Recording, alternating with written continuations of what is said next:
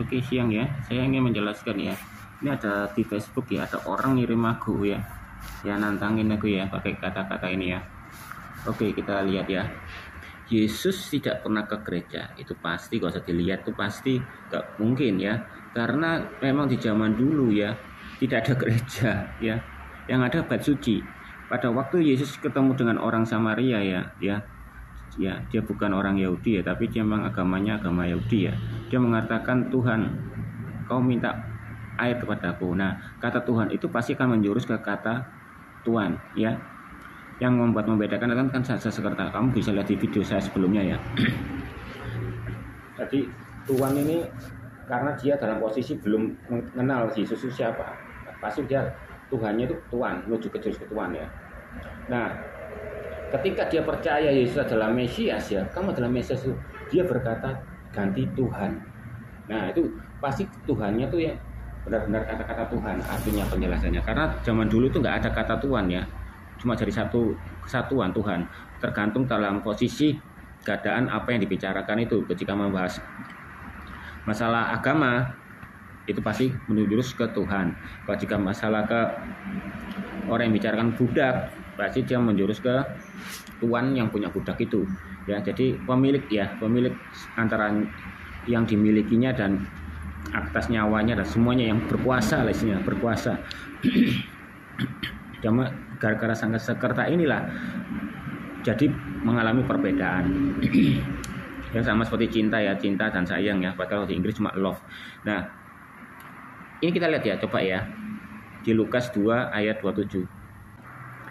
Ia datang ke bait ya Yahweh oleh Roh Kudus. Ketika Yesus anak itu dibawa masuk oleh orang tuanya untuk melakukan kepadanya apa yang ditentukan hukum Taurat itu, ya pasti masuk ke bait suci lah.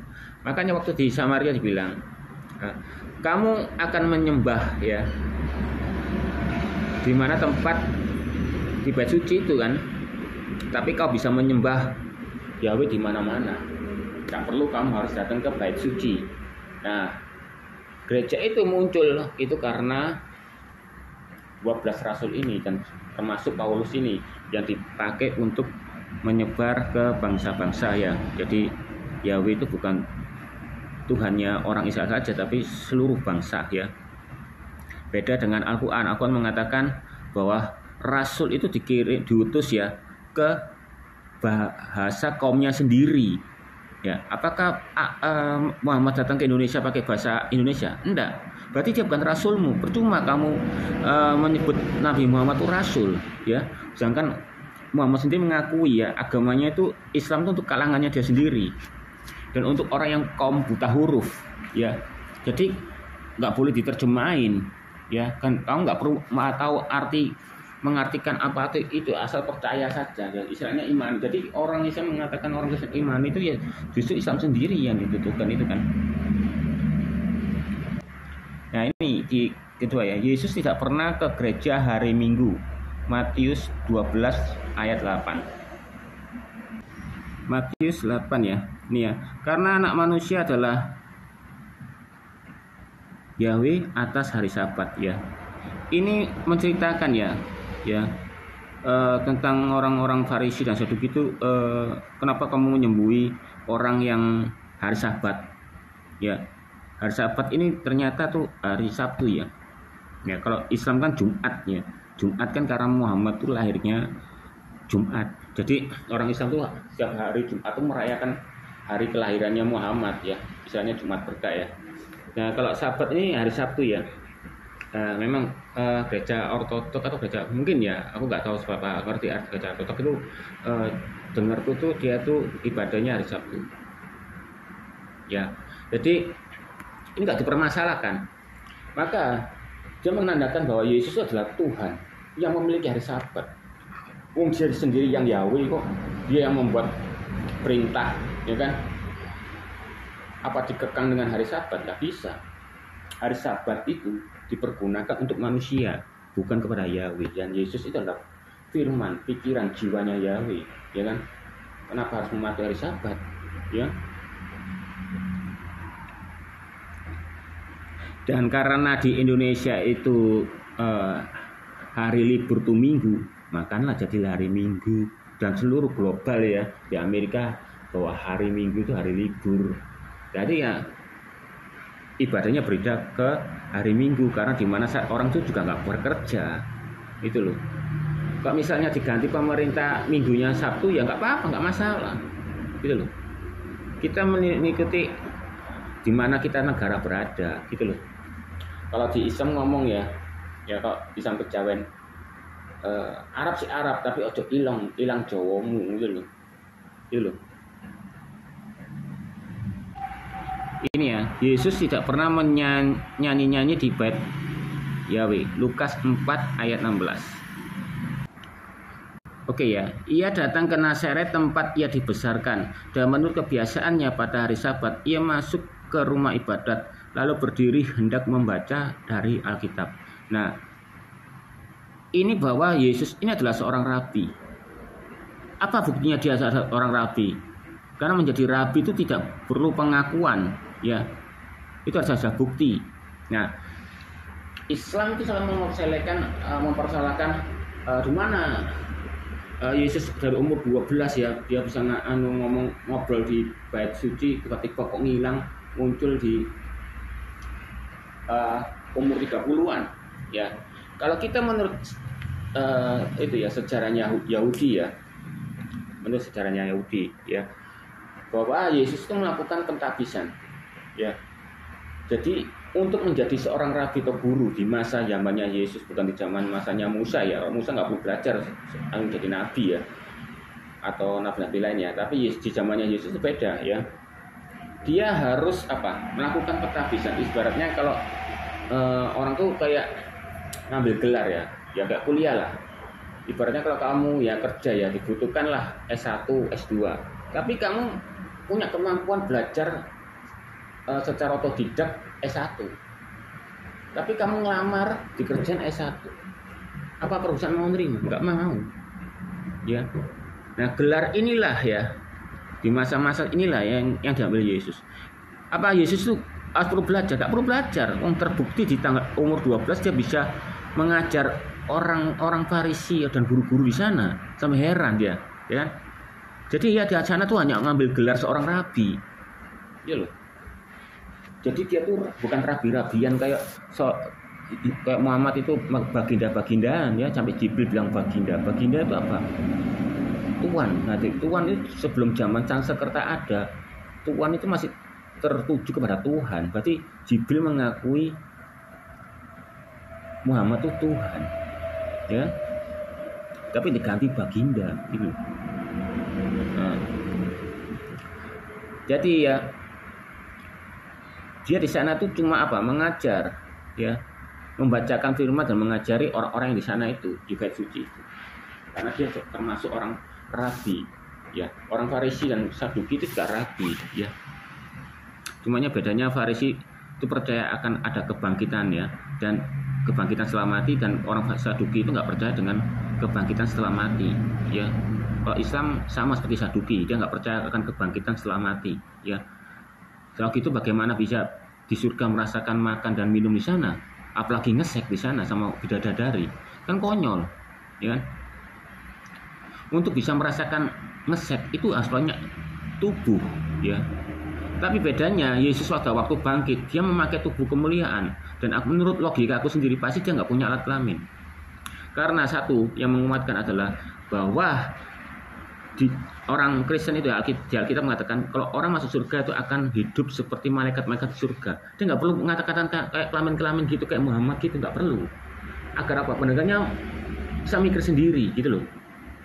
Ya, beda dengan Islam. Nah, di situ Jibril ya meniupkan farjaha Maryam, yang meniupkan Rohul Kudus ke farjaha Maryam. Farjaha itu Arabnya ya, Indonesianya adalah vagina. Nah, Yesus gak perlu ngomong gitu ya, karena itu saru ya. Dia akan dengan melakukan kiasan hidup seperti malaikat. Kita punya otak sendiri mikir, oh malaikat tuh gak kawin karena gak punya alat kelamin. Itu loh. Nah, karena Adam dan Hawa itu jatuh dalam dosa makan buah ara itu, tubuhnya menjadi daging. Daging yang fana ini yaitu punya alat kelamin dan merasakan kemaluan dan malu. Gitu loh.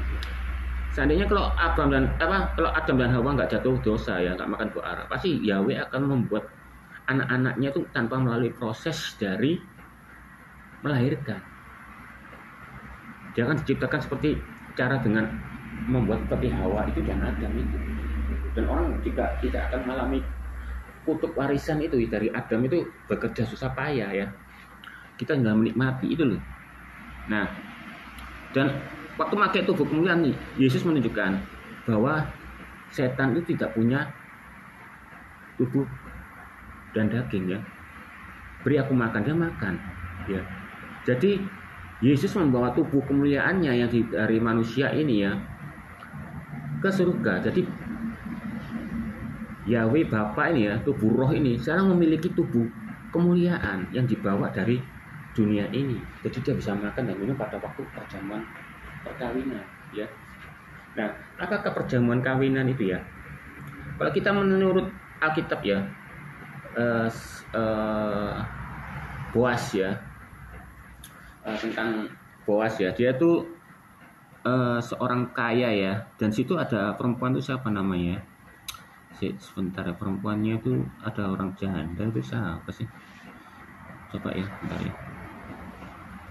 Boas ya. Rut. Ya, Rut ini adalah janda ya. Nah, Rut itu ya, dia mengais dari gandum-gandum ya. Gandum-gandum yang berserakan. Nah, Boas ini ya menebus kejandaannya. Sehingga dia dinikahi ya, dipelihara dan sebagainya. Nah, sama seperti Yesus. Yesus ibaratnya seperti Boas ya. Dia menebus kita ya menjadi pempelai-pempelainya. Mempelai dalam arti kata bukan secara purno kayak Alkitab, kayak Al-Qur'an itu ya, menikah dengan bidadari, enggak gitu ya. Dia menikahkan kita menjadi sebagian dari kita, menjadi satu di kerajaan surga ya, mempelainya ya. Yesus itu sebagai mempelai pria, dan yang anak-anak Tuhan ini adalah mempelai wanitanya. Ditebus kita tuh dari menjadi budak, menjadi seorang janda ya, gara-gara dosa kutuk keturunan dari Adam. Ditebuslah kita dipelihara, kita dimasukkan ke dalam rumahnya ya, seperti itulah ya, menjadi kaya raya ya bersama Yesus. Dia pemilik kerajaan surga itu.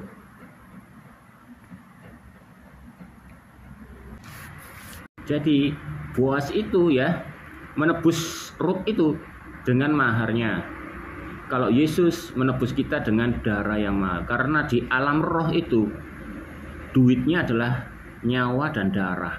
Kenapa kalau waktu ikut pesugihan dan sebagainya, ikut iblis ya, bahkan ada kesaksian yang pernah ikut jadi sekte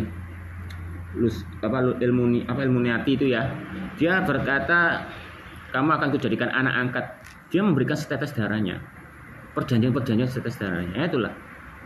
Itulah menggunakan uangnya itu di alam roh itu ya. Jadi setan itu, iblis itu nggak makan ya. Ada yang mengatakan iblis itu makan dari baunya ya. Itu mungkin karena niru dari Yahweh itu. Karena Yahweh itu dulu makan tuh melalui asap, karena dia jatuh buruk. Tapi sekarang Yahweh bisa makan makanan yang nyata gitu loh. Karena dari Yesus yang dapat dari tubuh kemuliaan itu tadi. Dan harum yang mengharum-harumkan ya, seperti dupa itu ya. Nah, itulah tubuh roh ya. Kita lihat lanjut lagi ya. Yesus tidak pernah makan babi. Ya. Itu jelas pasti memang benar, Yesus gak makan babi ya. Ya. Dan banyak kok yang Kristen yang juga gak akan makan babi, gak masalah kok. Karena Yesus itu ya, kita harus tahu dulu. Taurat itu adalah masalah apa? Hukum Taurat. Barang siapa yang melakukan hukum Taurat, bahwa dia adalah hambanya apa? Ya, dia hamba hukum itu ya, Taurat itu tadi. Nah, kalau Injil ini ya, itu adalah Yesus sendiri. Ya. Dia tidak memberitakan Injil, ya. Injil itu apa? Mengenai Yesus itu sendiri, ya. Dia mengenapi, ya. Jadi Injil itu adalah kasih karunia, kabar baik. Kalau di Al-Quran itu ada kabar baik, tapi bukan kabar baik tentang Yesus, tapi tentang apa? Saya lupa itu ya. Anda bisa cari sendiri haditsnya. Nah, kabar baik ini, ya. Jadi Injil itu adalah kasih karunia, ya. Bahwa kita tidak akan di bawah hukum Taurat karena mentaati hukum Taurat itu susah, gak ada yang bisa lah.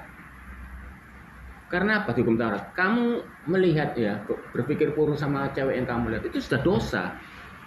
Nah dosanya itu ya bagi orang Alkitab, dosa itu nggak ada besar dan kecil. Kalau dosanya Al-Quran itu ada besar kecil, bisa dihitung berapa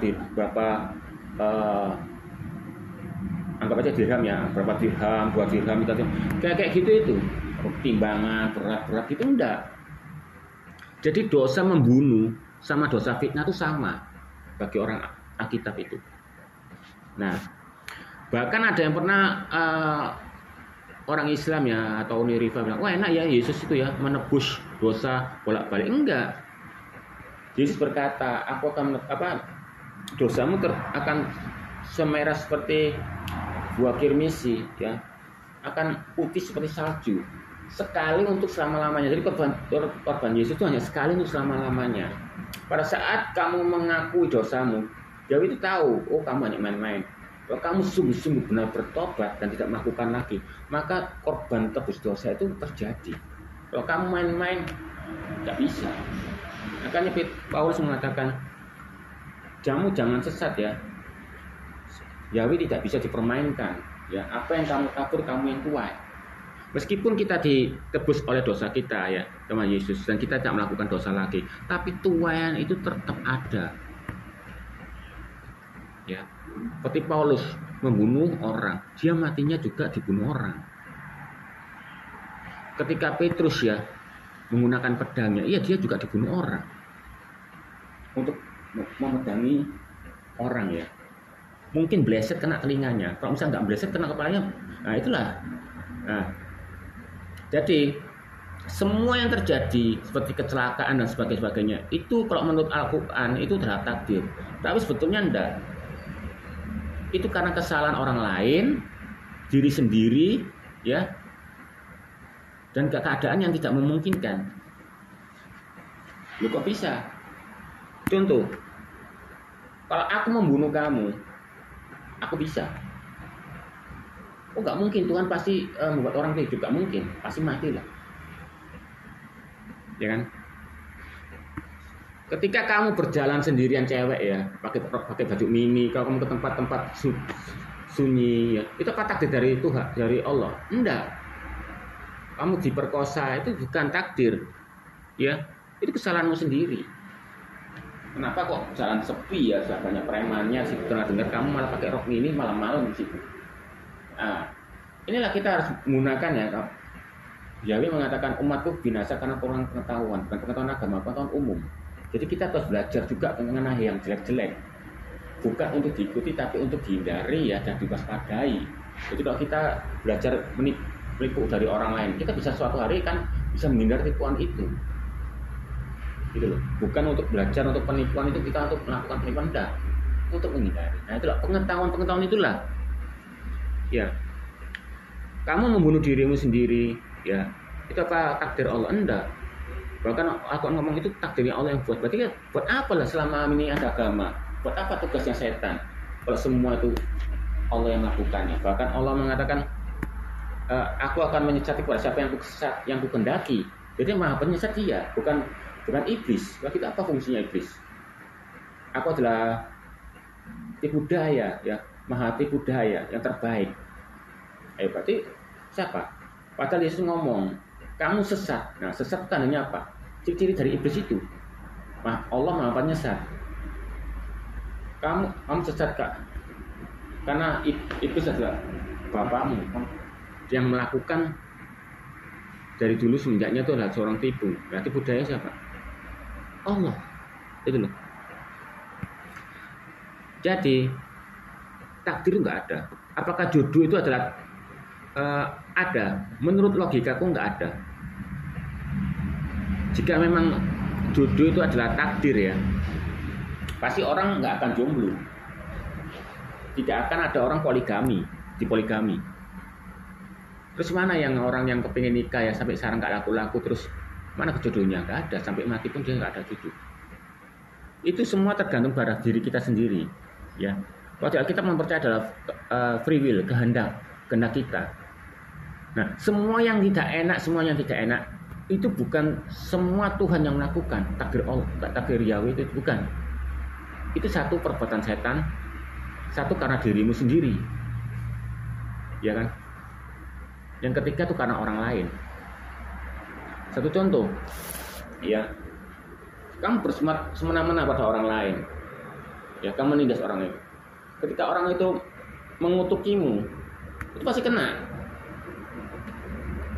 Karena iblis itu adalah pendakwa. Dia selalu mencari cara untuk biar manusia yang ini jatuh gitu loh, sengsara gitu loh. Dia senang kalau manusia itu sengsara. Makanya dia lihat, Yahweh ini, iblisnya berkata, orang ini menganiaya ini, orang ini mengutuki orang itu.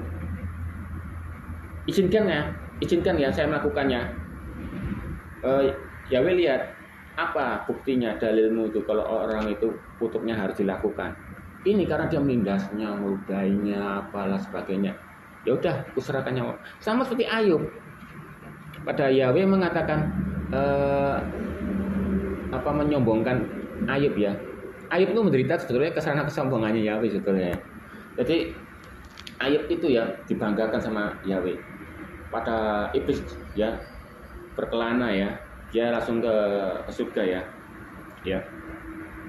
Dan dia kan di situ ada anak-anak Tuhan lagi menyembah. Itu bukan manusia ya yang masuk surga, bukan. Itu adalah malaikat-malaikat Yahweh. Karena malaikat-malaikat Yahweh itu juga dianggap anak-anak Tuhan. Itulah sifat kebapaannya Yahweh itu ya. Dia ingin semua yang diciptakan ini memanggil dia itu Bapa. Ya. Jadi kamu tidak lihat hambaku Ayub ini.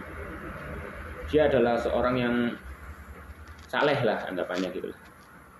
Itu karena kamu memberkati, coba kamu memberkati. Ya udahlah, lakukan apa yang mau mulai. Ya diizinkan. Semua yang jelek-jelek itu semua yang lakunya itu iblis. Selainnya itu adalah manusia dan orang lain. Ya udah. Nah, jadi apa yang dilakukan oleh iblis itu harus melakukan persetujuan. Jadi iblis gak bisa langsung nganu gitu aja. Makanya penampakan ya itu kebanyakan itu palsu yang di mana-mana. Soalnya kenapa? Penampakan itu ya tidak bisa menghasilkan bayangan dan tidak bisa apa ya? Mungkin bisa disoteng ya, tapi nggak mungkin tembus gitu loh. Itu pertama. Dan tidak bisa dipermainkan karena iblis itu ya. Kalau saya lakukan ada macam-macam iblis atau jin dan sebagainya. Tapi tetap kalau di Alkitab satu kesatuan ya. Satu kesatuan. Jadi iblis ya iblis, gak ada lagi kata-kata lain jin setan juga. Nah, si iblis itu sombong, gak mungkin jadi dipermainkan oleh manusia, gak mungkin. Apa ya? Dan iblis itu juga gak punya pengangguran, ya alay-alay gitu udah, ya. Jadi iblis ini ya melakukannya, ya. Akhirnya apa?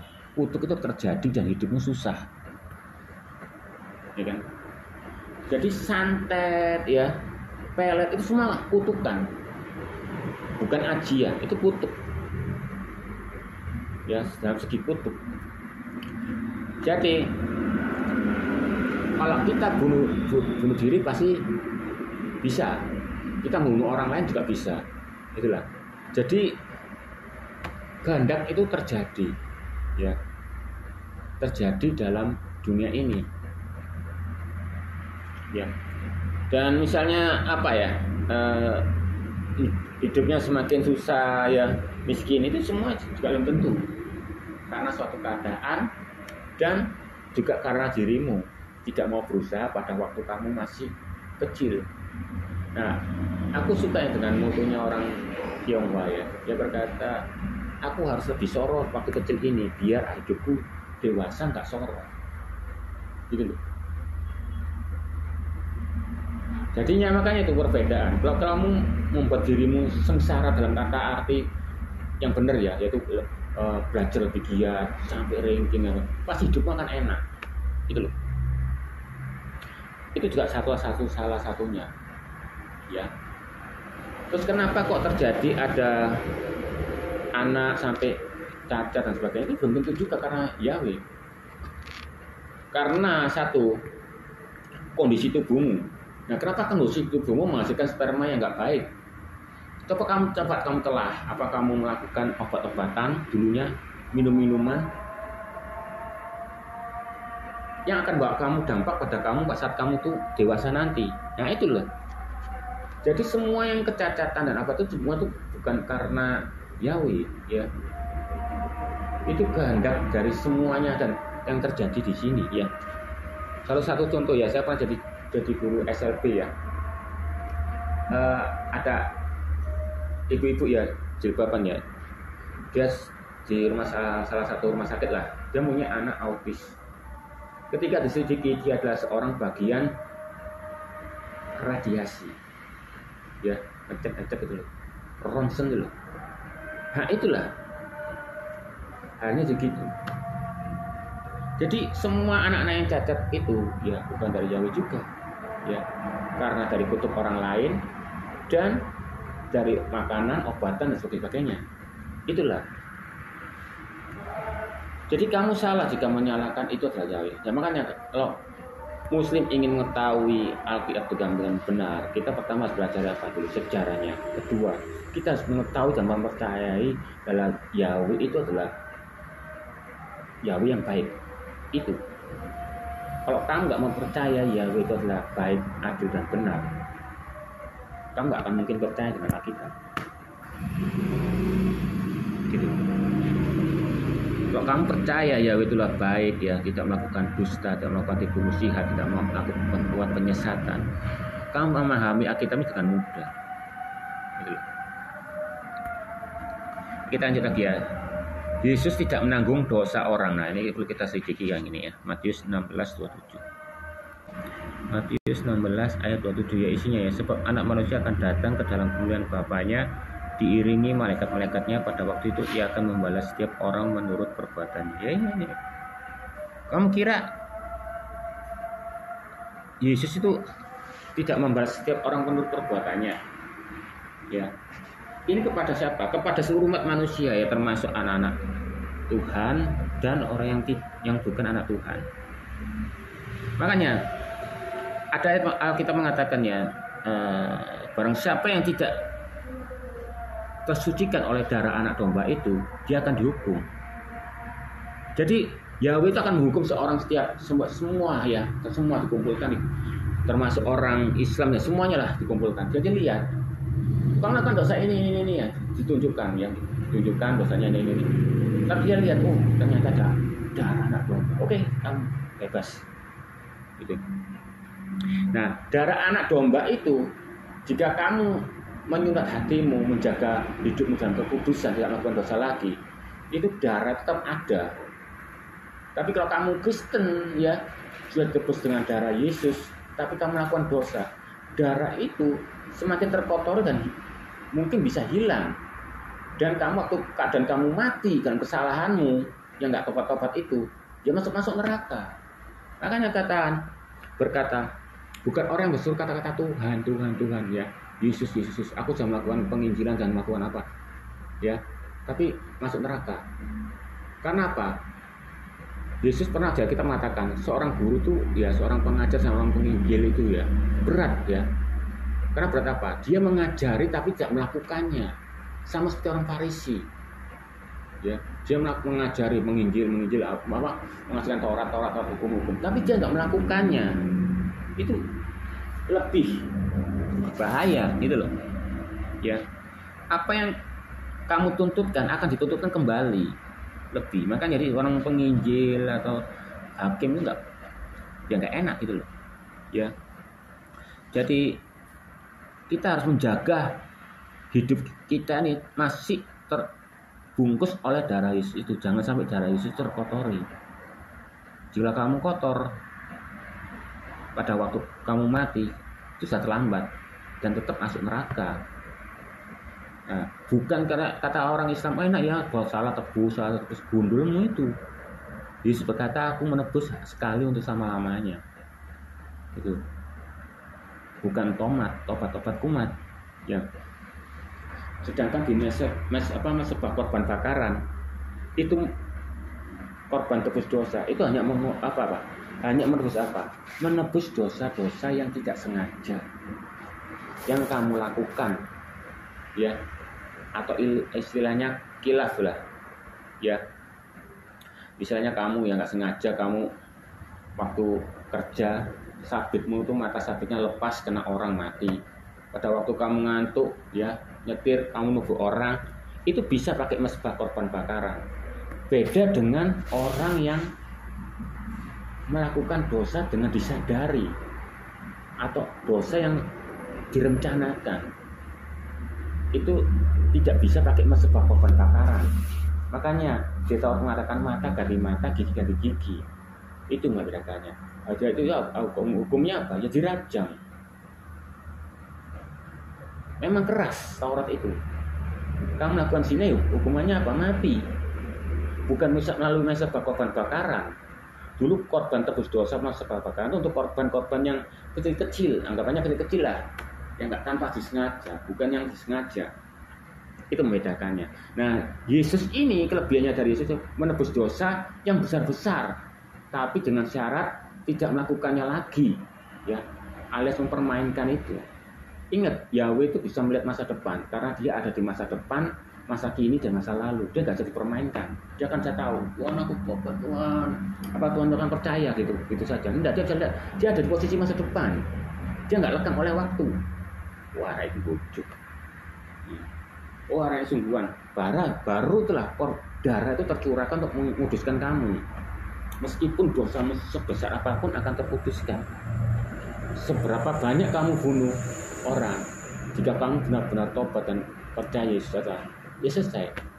Tapi kamu bunuh lagi ya nggak akan turun, karena Yesus itu ya, dia ada Alfa dan Omega, awal dan akhir. Ya. Kita di posisi saat ini, Yesus Yahweh itu sudah di posisi masa depan, masa kini dan masa lalu. Jadi dia bisa tahu. Makanya nubuatan-nubuatan ini terjadi itu karena posisinya itu Yesus itu Yahweh itu ada di posisi di mana saja, gitu loh. Memang aku nggak bisa mengikuti menelusuri kehebatan Yahweh ya. Tapi dengan menggunakan logika kita bisa main. Jadi ibarat ya, kalau kamu bisa jadi Alfa dan Omega, aku yakin kamu bisa masuk istilahnya ke garis waktu atau timeline ini ya. Kamu bisa lihat ya, aku coba mau jadi tentara. Ternyata kamu di posisi waktumu yang masa depan mengatakan juga, wah gak enak ini aku bakalan mati. Terus ganti dokter lihat, rasanya, itulah sama seperti Yahweh itu lihat ya, aku mau 12 rasul ini, ya terjadi akan jadi sesuatu yang bagus. Dia lihat, Yudas Iskariot ini bakal mengkhianati aku, tetap dipakai. Karena apa? Biar untuk proses salib itu terjadi. Nah, waktu Yesus ya mengatakan dia adalah Bapa ya, jadi dan orang Farisi tahu, menanggap lebih pintar pada orang Muslim ya, dan anggap itu artinya kamu menyamakan kamu dengan Tuhan, maka dilempar batu. Yesus itu menghilang, bukan lari, menghilang. Karena apa? Bait suci itu kota ya, dan banyak orang di sana. Kalau lari kan ketahuan, dia menghilang, lenyap gitu. Itu kan hebat kan? Itu bukan karena Yesus takut, dia menghindari biar apa? Karena dia dinubuatkan untuk menebus dosa lewat kayu salib, bukan dirajam batu. Ya, pas sampai dirajam batu lah salah, jadi nggak sesuai dengan nubuatannya. Dan prosesnya itu harus lewat kayu salib, karena terkutuklah orang yang mati di kayu salib. Jadi apa? Yesus harus terkutuk dulu. Untuk apa? Untuk nanggung dosamu. Satu contoh ya, kalau kamu punya cewek, kamu percayalah padaku, aku rela, aku belah padaku untuk kamu. Tapi kamu nggak membelah, bullshit. Nah, Yesus apa? Dia melakukan. Aku bisa jadi menanggung terkutuki. Sebagai bukti aku menanggung kamu, menanggung kutukmu. Itu loh. kutuk dari Adam dan Hawa dan kutuk-kutuk yang orang yang lain semprotkan kepada kita. Makanya kalau bisa jadi Kristen ya penuh dengan roh, kita rajin berdoa dan membaca kitab, kita nggak usah takut dengan kutukan ya, enter ya. Jadi Yesus itu ya Yahweh itu adalah keren ya. Dia membuat hukum Taurat itu, tapi dia melakukannya melalui Yesus itu, melalui jiwanya, itu pikirannya menjadi inkarnasi manusia. Lu tak buktikan loh. Hukumku yang kubuat Taurat ini katamu kamu nggak bisa melakukan, ku lakukan. Dia melakukan hukum Taurat itu, yaitu Yesus digenapi. Bahkan dia rela mengorbankan nyawanya gitu. Luar biasa ya. Satu contoh, kamu punya ayam. Ayam ini malas kamu ajari, nggak bisa-bisa. Untuk bisa mengajari ya, kalau kamu punya kekuatan seperti Yahweh, kamu pasti akan masuk ke dalam tubuh ayam. Ya. Nah, jadilah kamu bisa ngomong bahasa ayam dan kamu mengajarinya dengan baik. Itu juga termasuk inkarnasi itu tadi. Nah, kalau memang Yahweh itu ya maha besar, kenapa kok harus lewat manusia? Nah, karena itu menurut nubuatannya, dia harus jadi manusia untuk biar apa? Bisa disembeli buat korban tebus dosa. Beda dengan jelma, semua iblis dan malaikat pun mungkin bisa menjelma jadi manusia, tapi tetap tubuhnya telah tumbuh jemaan ya, yang tidak fana, podoai gitu loh. Nah, untuk menjadi tubuh yang fana ya lewat inkarnasi sebagai manusia ya. Itulah, kita harus juga berpikir secara logika.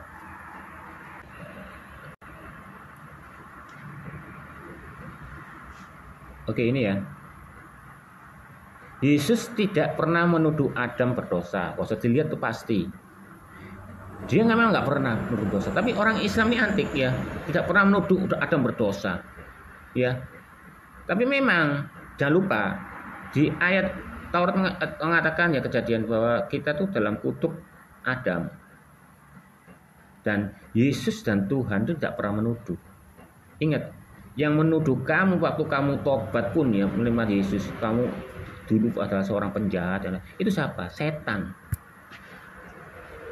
Setan itu selalu menuduh karena dia adalah seorang pendakwa dan pendusta dan penyesat. Itu harus pahami dulu karakter setan itu juga. Nah, di Al-Quran ya, Allah tuh suka nuduh ya, bahkan mengatakan Musa pernah berdebat kepada Adam, kok bisa loh? Apakah Musa melakukan time travel? Adam, gara-gara kamu gini. Loh, kok salahkan saya? Bukankah Allah adalah takdir yang menciptakannya? Nah, gitu kan. Ya. Akhirnya Adam menang. Terus ada juga hadits mengatakan Muhammad juga melakukan timeline, ngomong kepada Adam dan Adam kalah. Nah, penuduhan adalah sifat dari seorang iblis. Gitu. Dia Islam ini ya mengatakan gini, tapi dia nggak lihat dirinya sendiri loh. Yesus tidak pernah mengajarkan dosa waris. Siapa yang ngomong dosa waris? Ya, nggak ada dosa waris itu di Alkitab ya. Mungkin ada seorang mengajar tuh dengan kata-kata yang salah, dosa waris. Betulnya bukan dosa waris, kutuk waris. Di Keluaran yang mengatakan ya, barang siapa yang menyembah berhala ya, aku akan membahasmu keturunan ke-7, ke-4, dan ke-5 itu loh. Kutuk dari Yahweh itu tadi. Sama seperti Adam ya, terkutuklah kamu ya, kamu akan mencari susah untuk mencari rezeki ya, meskipun kamu menanam, kamu tidak sesuai dengan hasilmu. Dan terkutuklah kau perempuan karena kamu melahirkan seorang anak dengan dengan rasa sakit, tapi kamu tidak akan tahan akan birahimu, jadi untuk tetap melakukan hamil lagi ya, dan rasakan haid dan sebagainya. Nah, itulah kutuk itu bukan dosa itu ya, kutuk. Bedakan antara kutuk dengan dosa ya. Jadi Kristen itu tidak mengajarkan dosa waris ya. Dosa itu tanggung sendiri ya, kecuali kutuk ya. Kutuk itu ya kalau menyembah berhala itu bisa sampai 7 turunan. Nah, itulah yang menyebabkan hidup manusia itu menderita. Ya, karena kutuk dari nenek moyang kita dulu.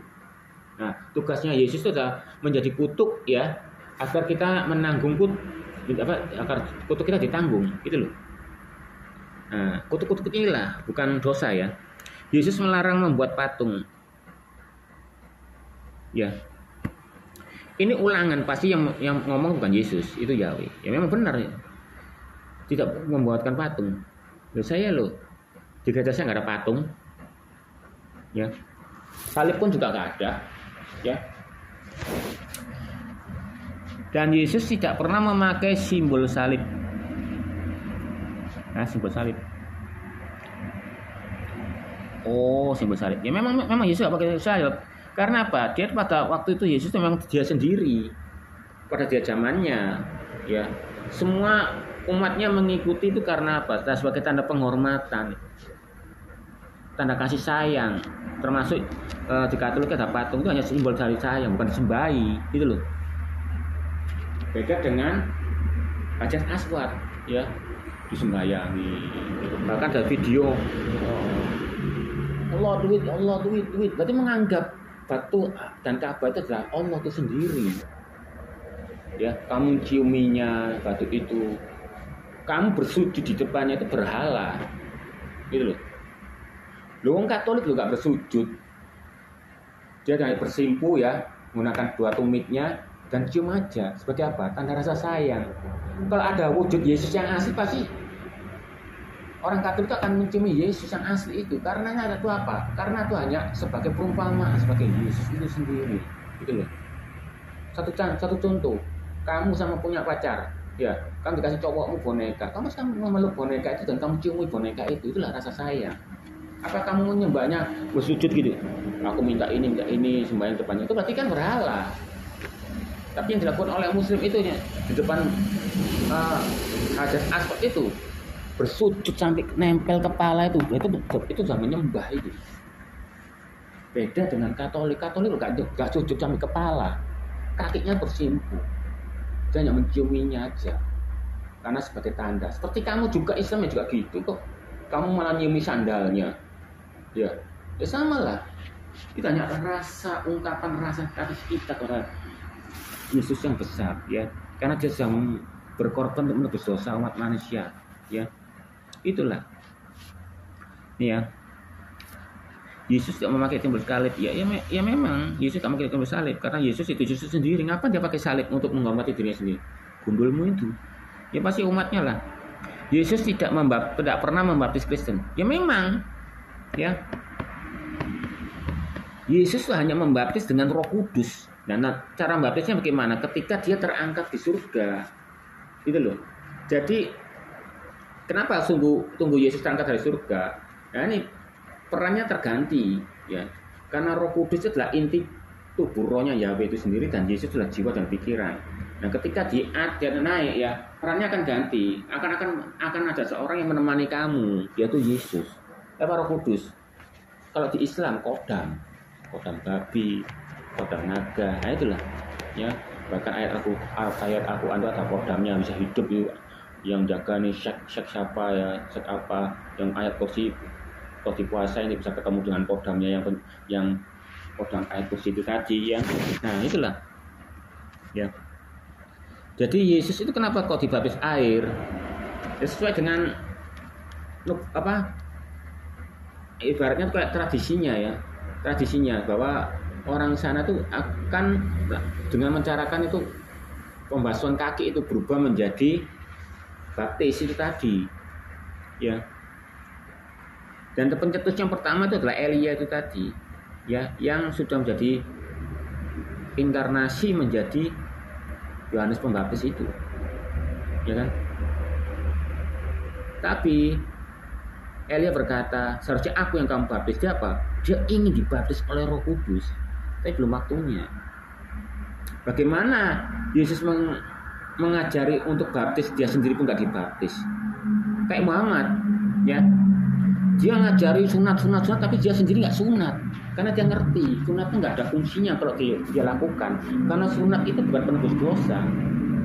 Sunat itu adalah tanda bahwa perjanjiannya Abraham, Ishak ya, antara Yahweh dan Abraham dan Ishak ini, bahwa keturunannya akan menjadi raja selama-lamanya, dan sebagai berkat-berkat yang dari Abraham itu akan tercurahkan melalui keturunannya.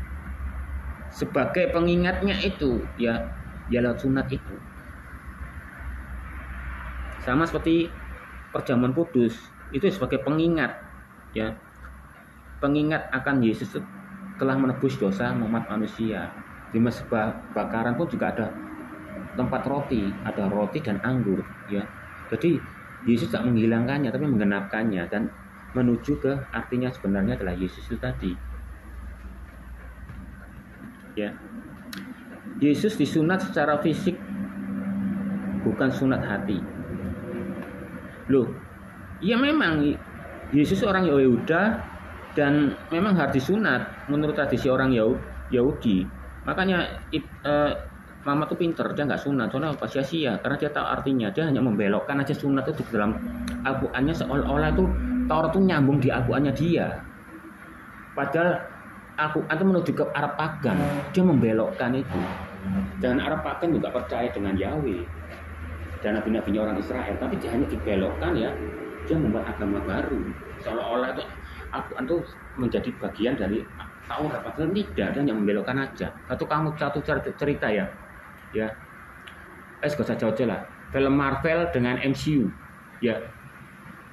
Untuk menggabungkannya Marvel dan MCU, dia menggunakan apa, kata-kata apa? Timeline, universal. Jadi saling bisa ketemu. Nah itu loh, membelokkan itu. Sama seperti taktik Muhammad ini, dia membelokkan. Bagaimana caranya kalau kita bikin cerita ya, seorang Dragon Ball bisa ketemu dengan Marvel? Ya? Tinggal gampang, tinggal aja bikin universalnya aja, kan terhubung. Nah itu loh, itulah caranya Muhammad itu, ya. Yesus ini ya, puasa hati itu adalah ajaran Yesus ya.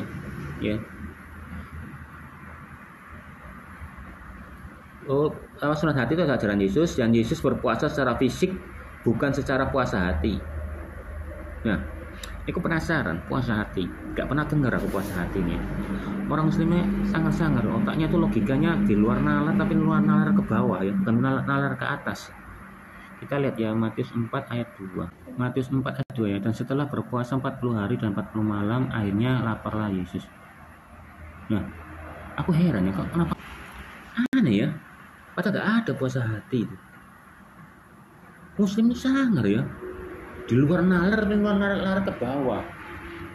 Seharusnya orang di luar nalar ke atas ya. Puasa hati, aku udah bingung ya. Puasa hati itu adalah roh ya, mungkin ya. Karena kata hati itu timbul dari roh ya. Jadi apakah harus roh itu berpuasa atau gimana ya? Aku bingung ya. Gak boleh dijawab lah. Memangnya Yesus memang berpuasa fisik, semua puasa itu fisik ya. Kecuali sunat hati ini benar. Yang tadi itu sunat hati, yaitu apa? Tidak berbuat dosa. Ya, kita putus stop dengan dosa itu, disunat set ya. Bahkan ada film Cina loh, kayak dia seorang judi ya, dia motong tangannya biar dua tangannya biar gak, tangan kanannya biar gak berjudi. Ternyata dia berjudi dengan tangan kirinya, akhirnya memotong tangan dua-duanya gitu loh. Itu lebih goblok. Makanya kita itu harus cerdik seperti ular tapi tulus seperti merpati ya.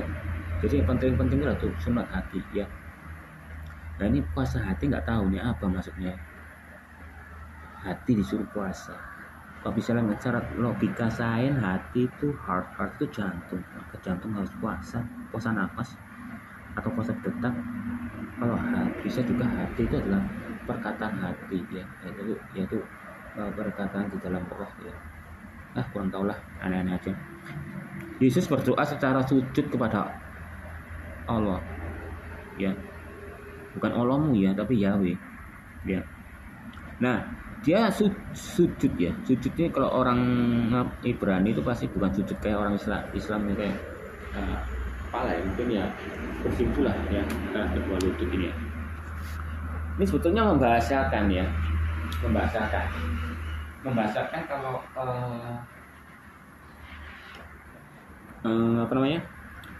Dia membahasakan kepada manusia untuk tetap berdoa. Karena Yesus itu adalah apa? Hanya jiwa dan pikirannya aja, gitu loh. Nah, kalau dia nggak berdoa, pasti aku yakin semua pengikutnya ikut-ikut nggak berdoa. Kamu tahu Islam Kejawen? Islam Kejawen itu yang meyakini tidak perlu sholat. Nah, ayo kok, tidak perlu sholat, cukup ya zikir dan apalah ya sebagainya. Nah itulah.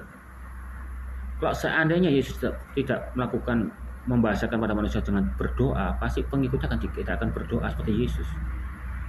Nah, sedangkan Yesus adalah guru, mengajari kita, ya. Nah, jadi dia hanya membahasakan kepada kita. Dalam kesesakan kita harus tetap berdoa kepada Yahweh, gitu ya. Bukan dia berdoa kepada dirinya sendiri ya, dia membahasakan. Bahkan gini aja lah, Yesus saja pernah ya. Bukan makanan yang menajiskan, tapi apa yang keluar dari mulutnya dan sebagainya. Nah itu juga membuktikan bahwa Yesus tidak mengharamkan semua makanan ya, tidak makan makanan, karena makanan tuh surga tuh tidak mengenai tentang makanan dan pakaian. Ya karena zaman dulu tuh terfokus kan antara makan dan pakaian. Kalau sekarang kan zaman sekarang ada mobil dan rumah sebagainya, nah, ya tahta atau apa. Ya, tapi kalau di zaman Yesus dulu itu adalah yang paling penting adalah makanan dan pakaian. Nah, jadi tidak mempersalahkan adalah makanan. Nah itu aja orang-orang Kristen dan sebagainya itu, wah waktu itu kita bisa makan babi ya dan sebagainya. Itu aja sudah gitu. Loh, misalnya Yesus nggak berdoa, pasti semua nanti akan ikut orang nggak berdoa. Nah itu karena Yesus hanya membahasakan ya. Seperti dia manggil Bapa, itu membahasakan kepada kita agar kita memanggil Bapa seperti anakmu ya. Kalau kamu kepingin anakmu manggil istrimu tuh mama, ya kamu manggil dia mama. Ayo coba kamu punya anak, kamu panggil dia itu istriku, pasti dia akan istriku. Bahkan aku pernah lihat ya, ada di Instagram Cina ya, anaknya manggil dia apa? Suamiku. Ya itu karena apa? Ya karena ikut ibunya. Gitu. Suamiku kan istilahnya mungkin laukung. Ya, dia ngikut itu loh. Nah itulah dia membahasakan ya. Harusnya kita berpikir tentang ini ya. Yesus menyembah Yahweh yang Esa, bukan tiga. Ya memang siapa bilang orang Kristen itu ada tiga. Yahweh itu adalah tubuh roh ya. Apa buktinya tubuh roh? Pada waktu Adam melakukan dosa, Yahweh berjalan. Dan ketika berjalan dia mendengar langkah kakinya. Adam takut karena dia telanjang. Itu menandakan apa? Bahwa Yahweh itu punya kaki. Dan manusia itu serupa dengan gambaran Yahweh. Berarti Yahweh nggak bohong. Berarti Yahweh itu ingin lihat Yahweh ya lihatlah manusia. Beda kalau di Al-Quran. Umatnya berkata, bagaimana cara kita bisa lihat Allah? Loh, kamu masih kebingungan melihat Allah. Ini. Jika kamu lihat bulan, kamu lihat dia. Ya, berarti Allah itu ada bulan itu tadi. Makanya Allah itu Allah itu bulan sabit. Ya itu tadi. Kalau kita ingin melihat Yahweh itu seperti apa, ya lihat kita diri sendiri. Oh kita bentuknya manusia ini ada tangan, kaki ya. Berarti Yahweh punya tangan kaki. Buktinya dia bisa melangkah kaki di Taman Eden. Ya. Oh Yahweh itu berarti punya 3 bagian. Ya, punya pikiran. Yahweh itu punya pikiran. Ya. Pikiran itu dari mana? Dari jiwa ya, dari pikiran. Nah, tapi hebatnya Yahweh itu ya menggambarkannya dengan luar biasa ya. Dengan menggunakan otak. Jadi jiwa itu letaknya di otak. Jiwa dan pikiran itu. Kalau roh itu biasanya di dalam hati, jantung ya. Kalau ada jantung, ya kalau jantung itu mati maka roh itu lepas ya. Jadi suara hati itu adalah suara roh. Ya. Kalau suara pikiran itu beda lagi. Satu contoh, kalau kamu menyukai ya seorang cewek atau cowok, ya orang ini kok cantik ya. Tapi jiwa pengetahuanmu dan pikiranmu berkata dia kelihatannya tuh matre ini, ciri-cirinya matre, pengetahuan mengatakan ini. Nah itu kan bertentangan. Oh ya sudah jadi ya. Bahkan manusia itu bertentangan. Ini cinta apa enggak sih sama dia? Oh baru sadar ternyata mak saya ya. Dan manusia itu akan melakukan pertentangan antara jiwa ya, antara kata hati roh ini dan dagingnya juga memberontak. Jadi saling rantu. Kalau Yesus Yahweh itu tidak berontak ya, satu kesatuan. Jadi antara tubuh roh sama jiwa dan itu dari Yesus ya, firman itu ya. Firman kan perkataan pasti lalunya di pikiran, dan Roh Kudus ganti roh, bisa dipisahkan.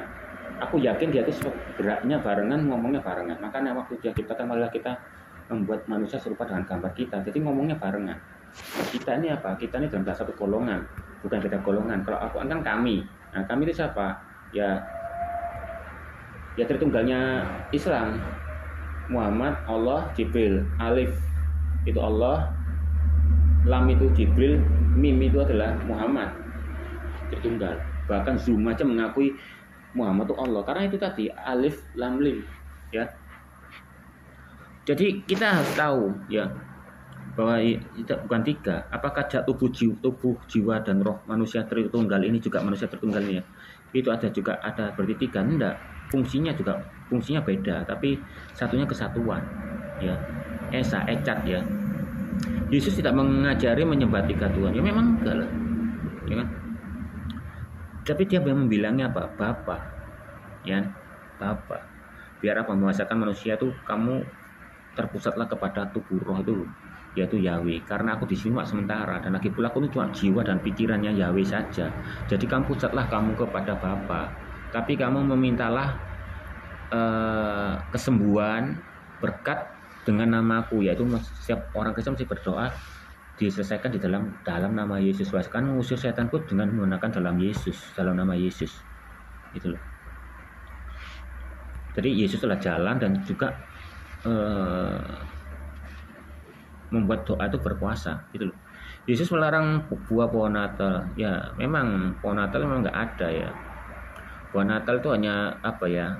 Istilahnya itu pohon Natal itu gemerlap, ya, gemerlap, terang dan ya. Makanya Yesus itu terang, terang yang bintang fajar yang gemerlap, ya. Dan ada orang yang mengatakan, loh, iblis itu juga bintang fajar. Loh, memang iblis itu adalah asal mulanya Lucifer, ya. Dia itu malaikat. Karena Yahweh itu baik ya, tidak merencanakan kejahatan. Dia itu menciptakan malaikat, bukan iblis. Kalau Al-Quran kan menciptakan iblis, berarti kan sudah punya pikiran untuk strategi jahat kan. Tapi Yahweh itu enggak memikirkan strategi kejahatan. Nah, makanya diciptakanlah itu tadi malaikat yang namanya Lucifer. Dan malaikat ini waktu itu ya, dia adalah bagian seorang penyembahan, puji-pujian ya. Dia tubuhnya lebih elok dan indah daripada Mikael ya, malaikat perang itu, dan statusnya lebih tinggi gitu. Dan kenapa statusnya lebih tinggi? Karena dia punya free will, dia dikasih free will seperti kayak manusia. Nah, malaikat dikasih free will, kudeta lah, dia ingin menjadi seorang Yahweh, ingin merebut kuasanya Yahweh. Nah, itulah dia diusir. Bukan diusir untuk menyembah manusia. Loh ya, Yahweh lo Maha Pencemburu. Masa ciptaannya malaikat suruh menyembah manusia lah, goblok. Ya. Jadi dia tuh jatuh dalam dosa karena melakukan kudeta. Bukan karena kamu menyembah sama itu kan. Bahkan Al-Quran ngomong, ketika itu datanglah malaikat, ya, disuruh sembahlah pada manusia Adam itu. Terus semua menyembah kepada Adam. Tapi kecuali iblis. Loh, katanya orang Islam bilang iblis itu bukan malaikat. Berarti iblis itu nggak berdosa, nggak salah. Wong disuruh malaikat kok yang disuruh nyembah Adam. Berarti benar iblis. Berarti apa? Mengatakan iblis itu juga bagian dari malaikat. Oh gitu. Baru bisa disalahkan. Dan Lucifer itu dia telah gagal menjadi malaikat ya, jadi bintang fajar, seorang puji-pujian, dan digantikan oleh Yesus ya sebagai bintang fajar itu ya, yang gemerlap, berarti tidak akan pernah terpadamkan. Kalau Lucifer adalah bintang fajar yang padam karena melakukan dosa, tapi Yesus adalah bintang fajar gemerlap sampai selama-lamanya. Dan itulah warna tergemerlap ya. Dia itu hanya sebagai kiasan aja ya, sama seperti apa ya,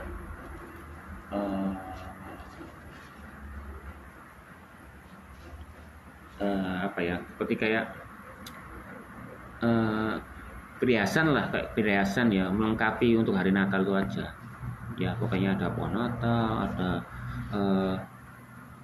rumah apa, Bethlehem itu, kandang itu ya, kandang hewan, dan itu palungan. Nah, itu hanya sebagai biar kita tuh mengingatnya gitu loh, sampai turun temurun anak itu pada Kristen berikutnya ya. Dan perjamuan kudus ya juga termasuk biar pengingat ya, untuk setiap keturunan sebelumnya yang sesudahnya ya, akan selalu ingat bahwa Yesus itu pernah ya, dan ajaran itu pernah sampai saat ini dilakukan turun temurun gitu. Beda dengan Al-Quran. Waktu di hadis mengatakan Umar ketika kencing berdiri dia diomeli sama Muhammad, kencing jongkok. Semenjak itu Umar kencing jongkok. Sebenarnya orang Islam itu sunahnya itu adalah kencing jongkok, orang Muslim laki-laki itu. Tapi kenapa nggak diikuti? Beda dengan Kristen. Perjamuan kudus dari zaman Taurat sampai Yesus ya, sekarang diikuti terus sampai abad saat ini. Teladannya di bumi dan sebagainya ya. Dan Yesus tidak mengajari mengatakan ya, terus Yesus melarang buah pohon Natal. Nah, ini penasaran aku. Apakah zaman dulu ada pohon Natal? Kita kisahkan Yeremia 10:2-4. Oke ya, 10 ayat 2 ayat 4. Beginilah firman Tuhan, janganlah biasakan dirimu dengan tingkah langkah bangsa-bangsa, janganlah gentar terhadap tanda-tanda di langit. Sekalipun bangsa-bangsa gentar terhadapnya, sebab dia disegani bangsa-bangsa adalah kesia-siaan. Bukankah berhala itu pohon kayu, ditebang dari orang di hutan, yang dikerjakan dan dibuat oleh tangan tukang kayu, orang yang berindah dengannya emas dan perak. Nah ini, memang zaman dahulu itu ya, patung itu ya terbuat dari dua, batu sama kayu. Nah, selama kayu itu tidak dibuat jadi patung ya nggak berhala. Bisa dibuat jadi meja ya, mau dibuat jadi patung tapi nggak disembah ya nggak berhala lah ya. Kecuali yang menyebabkan berhala itu kamu sembah. Kalau di Kristen ya, berhala itu bukan hanya menuju kepada patung sesembahan aja. Satu contoh, HP itu bisa jadi berhala untuk kamu. Kamu menghabiskan hidupmu ya hanya main HP, sehingga kamu lupa berdoa, baca Alkitab, itu jadi berhala. Dan seorang suami atau istri, anak itu jadi berhala ya. Kamu menyayangi suamimu, istrimu, memberikan waktu lebih kepada Yahweh. Ingat, Yahweh itu Maha Cemburu. Jika pada suatu keadaan ya, iblis melihat loh, anakmu ya, dia menyayangi suamimu lebih daripada kamu. Bagaimana kalau misalnya tak bikin suaminya sakit? Masa kamu nggak cemburu kalau melihat itu? Yahweh ya udahlah, kuserahkan padamu. Akhirnya serahkan. Akhirnya iblis tuh membuat suaminya itu sakit dan akhirnya meninggal. Nah itu loh, itu semua keadaan itu bukan dari Yahweh, semua itu izin dari Yahweh. Apakah Yahweh jahat? Ya enggak lah ya, dia hanya mengizinkan kok, gak melakukan. Kenapa harus diizinkan? Ya nggak tahu loh, memang suka-sukanya Yahweh loh. Yahweh kan yang berkehendak dalam dunia ini kan. Dia adalah seorang tukang tanah liat ya. Dia yang memiliki tanah dan yang membuat kita tanah liat ini jadi orang ya. Jadi yang mau semaunya istilahnya, kalau istilahnya jelek-jeleknya loh. Tapi Yahweh nggak terlalu jelek waktu itu. Karena apa? Hanya mengizinkan ya. Terus bagaimana dengan orang Islam? Ya orang Islam juga sama, tetap dilakukan gitu ya. Tidak ada namanya takdir ya. Jadi manusia itu menajamkan manusia dan sesamanya ya. Jadi itu sudah pasti, bukan manusia menajamkan kepada Yahweh, Yahweh menajamkan manusia. Enggak ya. Kalau dilakukan, iya manusia menajamkan kepada Yahweh, karena Yahweh sendiri pun nggak berkata orang-orang musyrik itu ya, orang-orang kafir itu akan saling bertengkar, bunuh-bunuhan ya. Itu karena ya Allah yang melakukannya. Kehendaknya Allah itu. Jadi kehendak itu melakukan loh, bukan mengizinkan, beda loh. Kehendak sama izin ya. Jadi kayu itu ya pasti gitu ya. Semua itu jadi berhala. Perhiasanmu jadi berhala. Ya. Meskipun kamu punya patung ya. Punya patung terus kamu sayangi, gak usah disembayangi lah, kamu sayangi, kamu ciumi, kamu apa. Aku yakin patung itu akan jadi berhala. Dan iblis itu senang makan masuk karena apa? Dia akan diciumi, disayangi. Itu loh. Dan kamu akan jadi berhala, gitu loh. Karena jika kalau kita lihat ya, iblis itu tunduk kepada Muhammad, salah itu. Gak ada ceritanya tadi video-video penampakan tuh manusia tuh ngalem pada manusia, iblis itu tunduk pada manusia, enggak. Apalagi sampai tobat, enggak. Justru iblis itu ya kepingin dipuji, dicium dan oleh manusia. Makanya kenapa orang yang membangga-banggakan patung dan boneka itu ya diciumi, disayang, ya iblis itu masuk sana aja apa? Dia merasa senang, dia disayang, dicium. Aduh, ini manusia nih mencium aku re, iya ini gimana ini, ya ini pokoknya tolong bersihkan, nah itulah. Itu. Kok disuruh iblis nyembah manusia, mana mau nih ya. Jadi misalnya ya melarang pohon Natal ya, itu kayu ya. Yesus melarang minuman alkohol, ya jelas pasti ya. Tapi dia pasti juntungannya ke anggur. Ingat, anggur itu sebetulnya bukan termasuk alkohol ya. Anggur itu hanya sebuah minuman. Tapi orang itu memanfaatkan keadaan itu, gitu loh. Satu contoh, pisau, ya pisau dapur.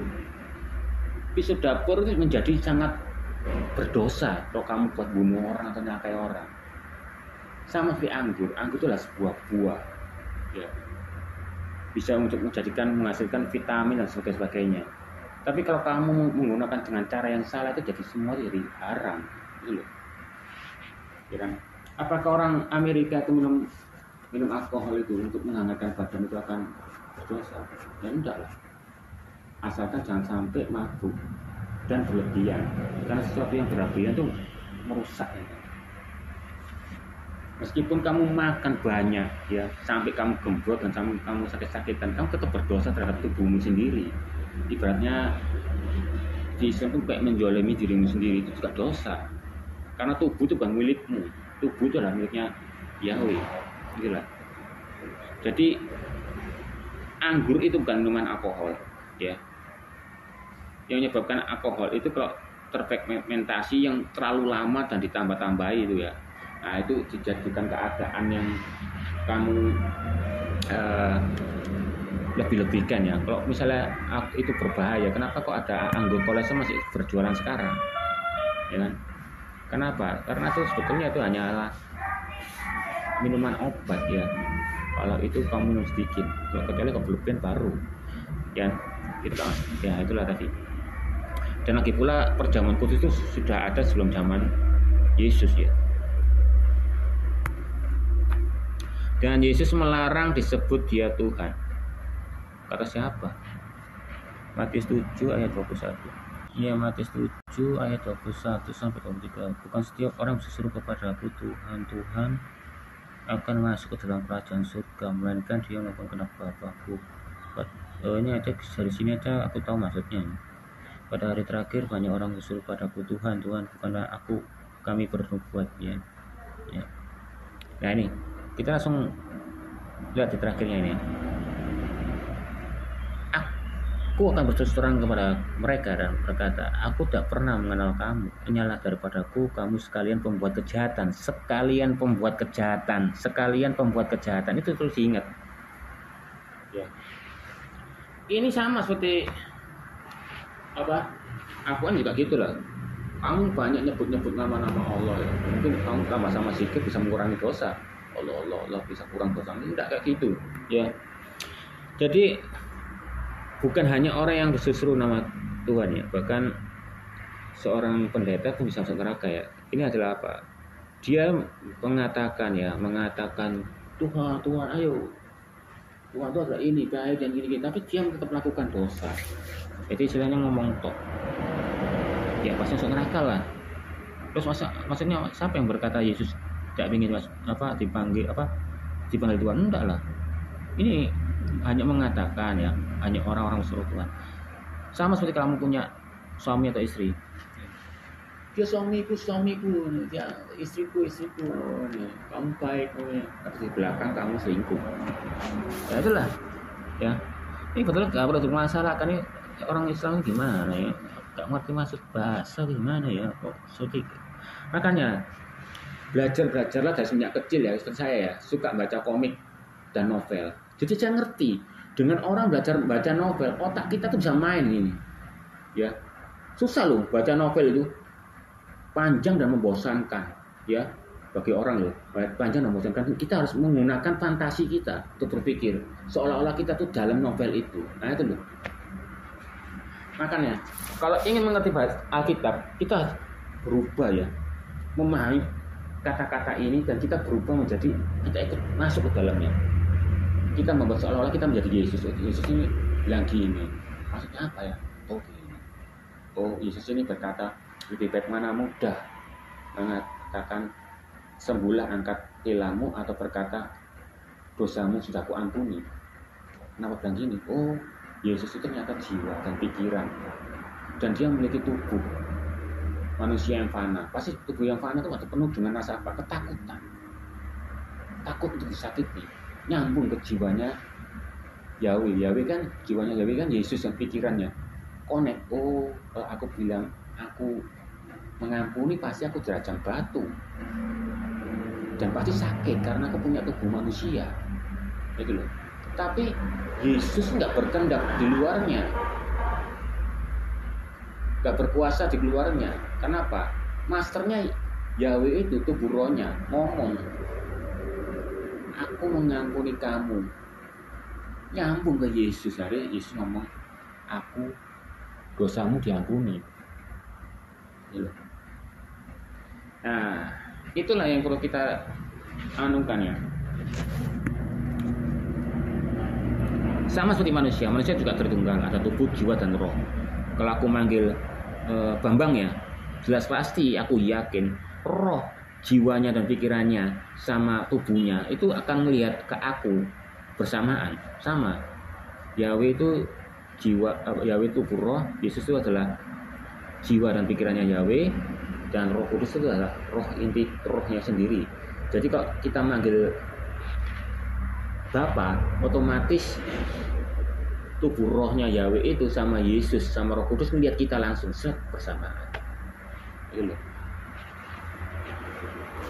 Tapi tetap yang masternya adalah Bapa itu sendiri, tubuh roh itu sendiri, ya kan?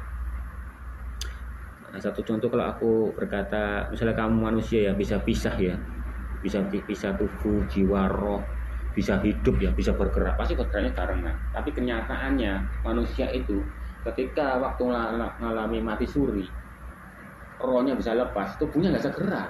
Nah itu loh kejelekannya manusia. Beda dengan Yahweh, dipisahkan bisa hidup plus semuanya bisa gerak, gitu loh.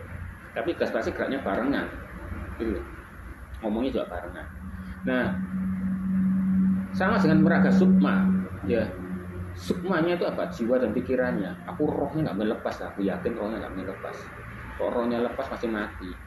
Sama seperti kayak orang santet dibikin gila, itu yang disekap tuh apanya? Jiwa dan pikirannya, rohnya masih ada di sana.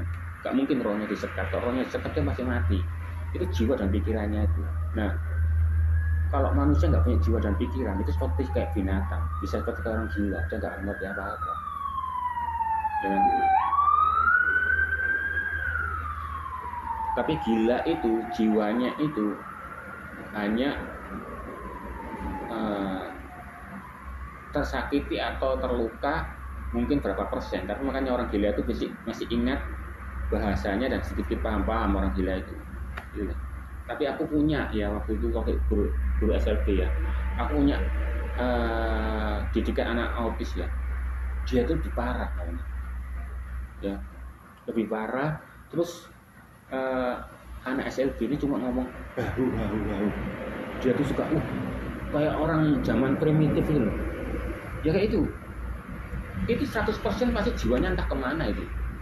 Terus ya kalau dia kumat ya, aku dan guru-guru laki ya, 2 sama guru ibu-ibu ya, 3 nggak kuat nyatasi megangin. Dia punya kekuatan kayak model kerasukan gitu. Nah, itu yang membedakan. Padahal dia tuh SMP loh, bayang.